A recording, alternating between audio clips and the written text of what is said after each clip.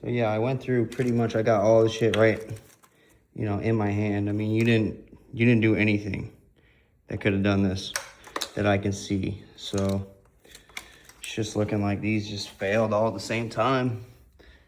Yes, it's pretty much a fact at this point, because everything, I peeled back the wires. I mean, it all looks good. You know, everything was plugged in minus the one, you know, pair valve plug that goes up here. So, which was this one.